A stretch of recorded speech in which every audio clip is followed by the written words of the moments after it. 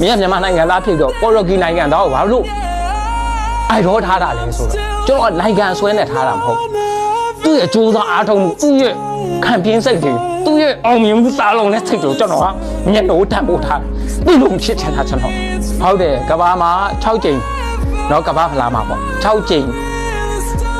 စက်တိုက်ပေါ့နော်ဂိုးသွင်းနိုင်တာကဘာမှာကျွန်တော်အိုက်ခေါ်ရွေးရှိတယ်ရော်နယ်ဒိုပဲရှိတယ်ကဘာမှာ6ကြိမ်စက်တိုက်ကဘာဖလားကိုဂိုးသွင်းနိုင်တာရော်နယ်ဒိုပဲရှိတယ်ဒါရော်နယ်ဒိုကြီးချစ်တယ်ကျွန်တော်သူ့အားပေးတယ်ပြီးခဲ့တဲ့ပွဲမှာသူ့ဘောလုံးပေးကန့်ခြင်းမရှိတဲ့ပွဲတွေကြီးကျွန်တော်စိတ်မကောင်းဘူးကျွန်တော်ရှင်ထဲမှာမကောင်းဘူးကျွန်တော်ကိုယ်တိုင်ဝေကန်နေရတယ်လို့ကျွန်တော်ခံစားနေရတယ်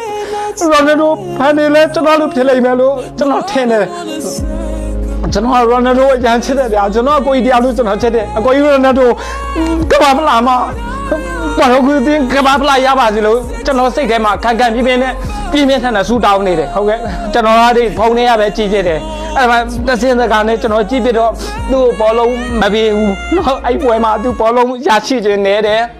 ဘောလုံးကိုသူအသက်ကြီးနေပြီသူ့ဘေးရဲ့ဆုံးသက်တွေမသေးတာမှဆိုးတဲ့ဆိုတဲ့တန်တရားတွေနဲ့မပေးတာလည်းပြက်နိုင်တယ်တော်တော်ရိုးဘောလုံးပေးပါသူဆုံးသက်သေးကြအောင်လုပ်နိုင်တယ်ကျွန်တော်ယုံကြည်တယ်ပေါ်တူဂီပဲကျွန်တော်အိုင်ရောယူရောနယ်ဒိုပါတယ်ပေါ်တူဂီပဲမတီအောင်ကတော့အိုင်ရော